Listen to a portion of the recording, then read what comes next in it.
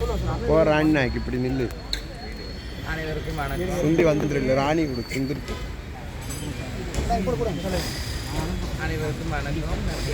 கோவை மாவட்டம் ஈரோடு மாவட்டத்தில் போன மாதம் தலைவி தேர்ந்தெடுக்கிறதுனால ஒரு சிறு பிரச்சனைகள் ஆகிடுச்சு. சென்னை திருநெல்வேலியில் எங்களுக்கு எல்லாருக்கும் பிரச்சனை ஆகிடுச்சு.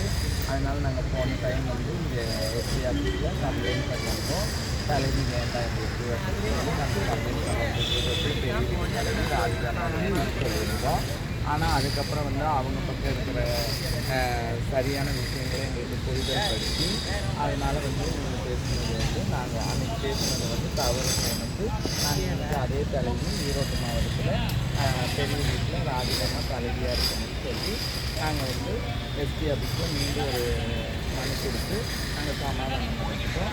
திருநங்கை கூட்டம் சண்டை போடுறது திரும்பவும் சமாதானம் ஆகுறது எப்போவுமே ஒரு சகஜமாக இயல்பான விஷயம்தான்.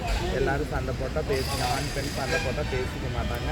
ஆனால் திருநங்கை சமூகத்தில் எப்போ சண்டை போட்டாலும் எப்படினாலும் எங்கள் திருநங்கைகளில் ஒரு கூட்டமைப்பு வச்சு பேசி நாங்கள் சமாதானம் அந்த மாதிரி முறையில் ஈரோடு பெரிய வீடு ராதிகா நாயக் சமூகத்தை நாங்கள் எல்லாம் பேசி இங்கே வந்திருக்கிற எல்லாருமே பேசி எங்கள்கிட்ட சமாதானிட்டாங்க.